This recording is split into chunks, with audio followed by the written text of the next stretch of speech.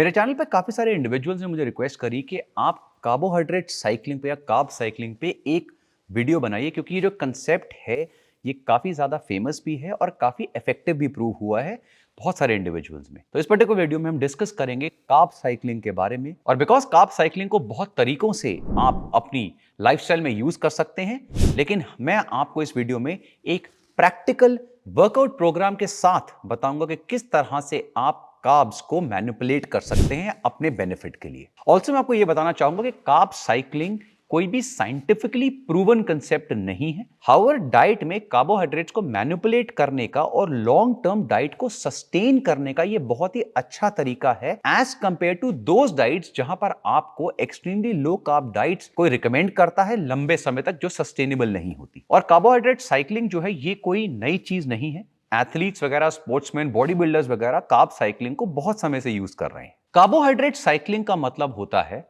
अपनी डाइट में कार्बोहाइड्रेट के इनटेक को रोटेट करना, और जनरली फैट लॉस प्लेटू को ब्रेक करने के लिए या वर्कआउट परफॉर्मेंस वगैरह को बूस्ट करने के लिए कार्बोहाइड्रेट साइक्लिंग का यूज किया जाता है। अब अगर हम कार्ब्स की बात करते हैं तो वो एक बहुत ही इंपॉर्टेंट मैक्रोन्यूट्रिएंट है, लेकिन अगर आप उसका सही अमाउंट लेंगे तो वो आपके वर्कआउट को फ्यूल करने में हेल्प करेगा और एक एनाबॉलिक एनवायरनमेंट क्रिएट करेगा आपकी बॉडी के अंदर। इसलिए कार्बोहाइड्रेट साइक्लिंग एक ऐसा तरीका है जिससे आप कार्बोहाइड्रेट्स को बैलेंस कर पाते हैं और उन्हें उसी तरीके से लेते हैं जब उसकी जरूरत होती है। यानी अगर किसी समय में ज्यादा कार्ब की जरूरत है तो आप अपना कार्ब इंटेक बढ़ाते हैं।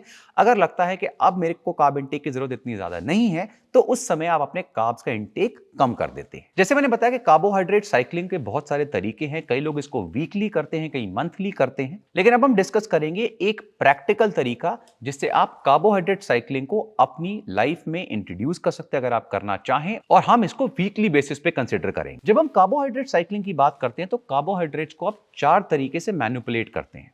इसमें मैं आपको परसेंटेज के हिसाब से बताऊंगा, बाकी जो कैलकुलेशंस हैं वो आप इंटरनेट से कर सकते हैं, या जो मेरा कोर्स है ट्रांसफॉर्मेशन न्यूट्रिशन का उसमें भी मैंने ये बताया कि किस तरह से आपको इन सारे मैक्रोज की कैलकुलेशंस करनी है। सबसे पहला आता है वेरी लो कार्बोहाइड्रेट्स या नो कार्बोहाइड्रेट। यानी किसी दिन जब आपकी ओवरऑल कैलोरीज में जो कार्ब्स है वो 10% से भी कम होता है तो उसको हम वेरी लो कार्ब्स, या अगर आप बिल्कुल ही नहीं ले रहे हैं कार्ब, हार्डली ले रहे हैं, तो हम जीरो कार्ब या नो कार्ब्स बोले। और पर्सनली मैं ये रिकमेंड नहीं करूंगा, मैं आपको बताता हूं क्यों। जो सेकंड फॉर्म है वो है लो कार्बोहाइड्रेट, जहां पे आपकी डेली कैलोरीज का 26% से कम अगर कार्ब से आ रहा है तो उसको हम लो कार्ब्स के अंडर लाते हैं। लेकिन जब भी आप कार्ब्स को इस तरह से मैनिपुलेट करें तो आपको ये मेक श्योर करना होगा कि आपका प्रोटीन इंटेक भी उस तरीके से अप एंड डाउन होना चाहिए ताकि आपको मसल लॉस ना हो। तो अगर आप किसी रीजन से एक डे में लो कार्ब डाइट ले रहे हैं तो आपका जो प्रोटीन इंटेक है वो 1.6 टू 2 ग्राम पर केजी ऑफ बॉडी वेट होना चाहिए। जो थर्ड है वो है मॉडरेट कार्ब इंटेक, जिसमें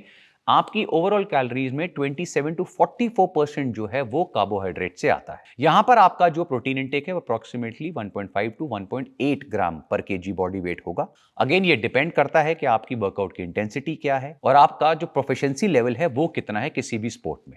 और लास्ट आता है हाई कार्बोहाइड्रेट इंटेक। इस दिन में आपकी जो ओवरऑल कैलोरीज है उसमें से 45% से ज्यादा आप कार्ब से लेंगे, और इस दिन आपका अप्रोक्सीमेटली 1.4 टू 1.5 ग्राम पर KG body weight protein intake होना चाहिए। अब क्वेश्चन आता है कि ये जो कार्ब्स हैं इनको इस तरह से वीकली मैनिपुलेट करने का रीजन क्या है। देखिए, काफी बार ऐसा होता है कि हमारा जो वर्कआउट इंटेंसिटी है वो इतनी हाई नहीं होती है, लेकिन हम नॉर्मल से ज्यादा कार्ब जो है वो इंटेक कर लेते हैं और हमें उसकी जरूरत नहीं होती है। तो ऐसे दिनों में अगर आप अपने कार्ब को मॉडरेट या लो कर लें, और उन दिनों में जहां पर आपको कार्ब्स की ज्यादा जरूरत है, फॉर एग्जांपल अगर किसी डे पे आपका वर्कआउट बहुत इंटेंसिव है, लेग से आप लेग वर्कआउट कर रहे हैं, तो उस दिन आपको कार्ब्स की अमाउंट ज्यादा चाहिए होगा, तो उस दिन आप अपना कार्ब इंटेक बढ़ा सकते हैं। इस तरह से आप पूरे हफ्ते में जो कार्बोहाइड्रेट का लेवल है उसको मेंटेन कर पाएंगे बैलेंस तरीके से। जैसे हमने बात करी कार्बोहाइड्रेट्स और प्रोटीन्स की, जो आपका फैट इंटेक है वो लो टू मॉडरेट रहेगा पूरे हफ्ते में, जो आप टाइम टू टाइम मैनिपुलेट कर सकते हैं, अप एंड डाउन कर सकते हैं according to your calorie intake. क्योंकि सबसे पहले आप अपनी कैलोरी इंटेक कैलकुलेट करेंगे,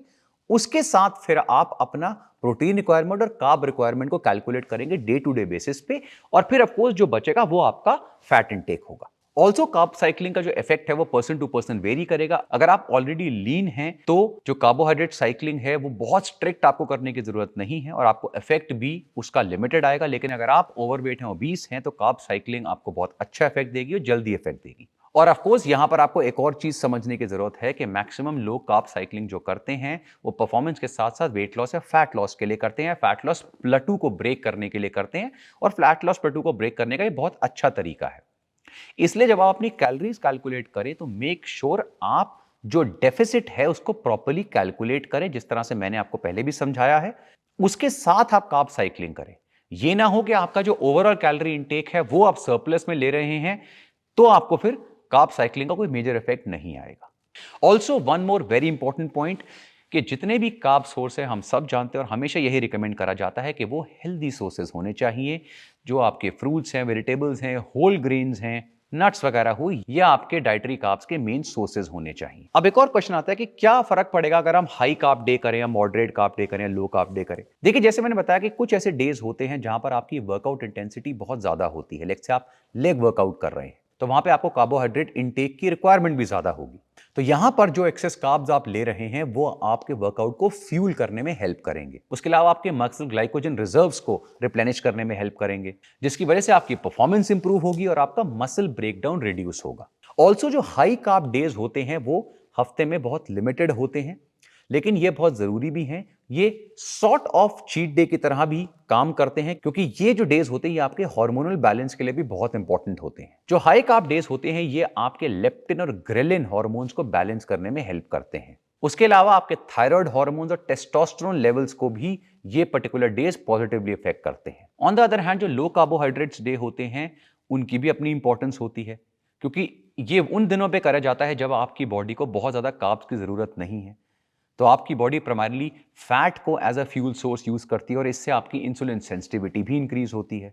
इसके अलावा कई लोग अपनी डाइट में एक आध दिन रखते हैं जिस दिन वो बिल्कुल कार्ब्स को एलिमिनेट करते हैं। अगर आप चाहें आप कर सकते हैं, लेकिन मैं इसे रिकमेंड नहीं करूंगा, क्योंकि मैक्सिमम केसेस में प्रैक्टिकली ऐसे डे की जरूरत नहीं पड़ती है।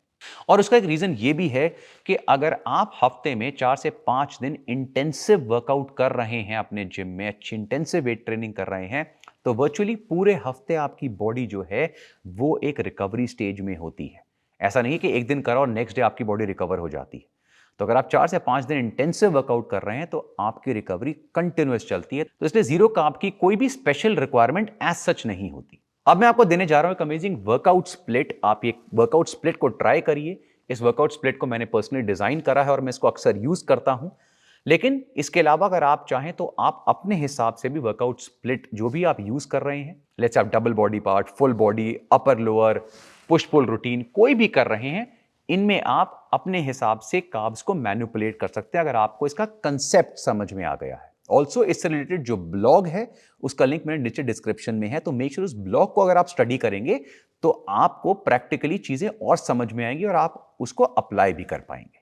जो मेरे वर्कआउट स्प्लिट का पहला डे है जिसमें मैक्सिमम जिम मंडे को फुल होते हैं, वो है चेस्ट डे। और इसके साथ मैं आपको रिक्वेस्ट करूंगा कि एक मसल आप इंक्लूड करिए और वो है आपके काफ्स। तो इस दिन आपका जो वर्कआउट होगा वो होगा चेस्ट एंड काफ का। कोशिश करिएगा अगर आप 3 से 4 सेट्स ले रहे हैं अपनी चेस्ट के, तो उसके साथ एटलीस्ट 3 एक्सरसाइज लीजिए काफ्स की। और ये बहुत इंपॉर्टेंट है क्योंकि काफ एक मेजर बॉडी पार्ट है जिसको मैक्सिमम लोग नेग्लेक्ट कर देते हैं, और जनरली लेग वर्कआउट के लास्ट में एक आध एक्सरसाइज वो हाफ हार्टेडली काफ की करते हैं और फिर वो कहते हैं मेरा काफ ग्रो नहीं हो रहा। एक बार ये वर्कआउट ट्राई करके देखिए, आपको पता लगेगा। और इस दिन पे जो आपका कार्बोहाइड्रेट इंटेक रहेगा वो रहेगा मॉडरेट कार्ब डे, क्योंकि यहां पर आपकी जो कार्ब रिक्वायरमेंट है वो लेग वर्कआउट जितनी हाई भी नहीं होगी, लेकिन बिकॉज वर्कआउट इंटेंसिव है तो आपको लो कार्ब पे भी नहीं जाना है, तो एक मॉडरेट कार्ब डे रहेगा। जो नेक्स्ट डे यानी ट्यूसडे है वो है आपका लेग डे। ऑफ कोर्स हम जानते हैं कि लेग वर्कआउट सबसे इंटेंसिव होता है, तो इस इंटेंसिव डे में जो आपका कार्बोहाइड्रेट इंटेक रहेगा वो हाई कार्ब रहेगा। ऑल्सो एक चीज याद रखिए कि आप चाहें तो हफ्ते में 2 हाई कार्ब डे भी रख सकते हैं। अगर आपका वर्कआउट बहुत ज्यादा इंटेंसिव है, लेट्स से आप लेग वर्कआउट 2 बार हफ्ते में कर रहे हैं, या आपका कोई और वर्कआउट जो है मेजर बॉडी पार्ट का वो भी बहुत इंटेंसिव होता है, तो आप 2 हाई कार्ब डे भी रख सकते हैं। लेकिन कोशिश करिए कि 2 हाई कार्ब डे जो है वो एक के बाद एक नहीं आने चाहिए, कम से कम 2 से 3 दिन का गैप रखना चाहिए। तो ये जो पर्टिकुलर वर्कआउट स्प्लिट है ये इसी तरह से डिवाइड करा गया है। इसलिए जो थर्ड डे है दैट इज वेडनेसडे, इसमें आप करेंगे शोल्डर और ट्रैप्स का वर्कआउट। मैं ट्रैप्स के ऊपर एम्फेसिस क्यों दे रहा हूं, क्योंकि अगेन ट्रैप्स एक बहुत ही मेजर मसल है जिसको जनरली लोग शोल्डर या बैक में लास्ट में ट्रेन करते हैं एक आध एक्सरसाइज, लेकिन अगर आप इसके 2 से 3 एक्सरसाइज करें apart from your shoulder workout तो आपको ये बहुत अमेजिंग रिजल्ट देगा। और वेडनेसडे यानी जो थर्ड डे है, ये आपका शोल्डर ट्रैप्स वाला डे है, इस दिन आपका कार्बोहाइड्रेट इंटेक मॉडरेट रहेगा। अब आता है फोर्थ डे यानी थर्सडे।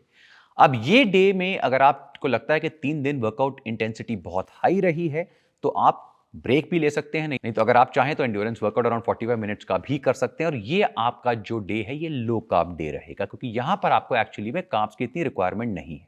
एक क्वेश्चन ये भी आ सकता है कि सर हम वेडनेसडे को यानी इससे पहले वाले दिन में भी लो कार्ब ले सकते हैं, लेकिन उसका रीजन एक तो मैंने बताया वर्कआउट, सेकंड है कि लेग वर्कआउट के नेक्स्ट डे भी आपको अच्छी डाइट की जरूरत पड़ती है, क्योंकि बॉडी में रिकवरी की बहुत रिक्वायरमेंट होती है नेक्स्ट डे।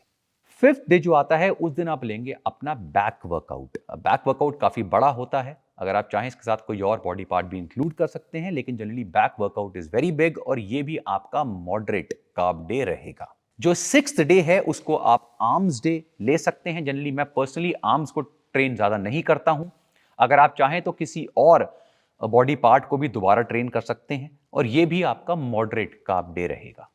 तो ये हुआ आपका 6 डेज का वर्कआउट स्प्लिट और आपकी कार्बोहाइड्रेट साइकिलिंग का एक सिंपल सा एग्जांपल। संडे जो आपका ब्रेक डे होता है, अगर आप चाहें तो उसमें आप moderate to low carbs consume कर सकते हैं। कई लोग उसमें नो कार्ब भी करते हैं, टोटली अप टू यू, जैसा आपको पसंद हो आप कर सकते हैं। अब एक क्वेश्चन आता है कि क्या कार्ब साइकिलिंग से वेट लॉस होता है, फैट लॉस होता है? Answer is yes and no. देखिए अल्टीमेटली कार्ब साइकिलिंग भी एक तरह का डाइटरी या मैक्रो मैनिपुलेशन ही है, और अल्टीमेटली फैट लॉस या वेट लॉस डिपेंड करता है आपके कैलोरी डेफिसिट के ऊपर। इसीलिए अगर आप कैलोरी डेफिसिट में हैं और आप साथ में कार्ब साइकिलिंग कर रहे हैं तो डेफिनेटली आपका फैट लॉस या वेट लॉस होगा।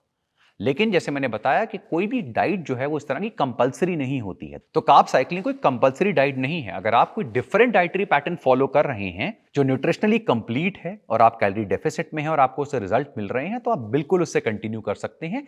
ये सिर्फ एक और डिफरेंट तरीके का मेथड है जो लोग इसके बारे में जानना चाहते थे और अगर कोई ट्राई करना चाहता है। आई होप कार्ब साइकिलिंग के ऊपर जो आपके डाउट्स थे अब वो क्लियर हो गए होंगे। अगर आपको कोई फर्दर डाउट है तो प्लीज आप मेरे से नीचे कमेंट सेक्शन में पूछ सकते हैं। अगर आप कैलोरी कैलकुलेशन वगैरह के बारे में जानना चाहते हैं तो मेरा कोर्स है ट्रांसफॉर्मेशन न्यूट्रिशन, मेरी वेबसाइट vstupid.com पे आप उसको कर सकते हैं। उसमें मैंने ये सारे के सारे कंसेप्ट्स को बहुत डिटेल में एक्सप्लेन करा हुआ है, और ऐसी बहुत सारे अमेजिंग वीडियोस के लिए देखते रहिए वी आर स्टूपिड।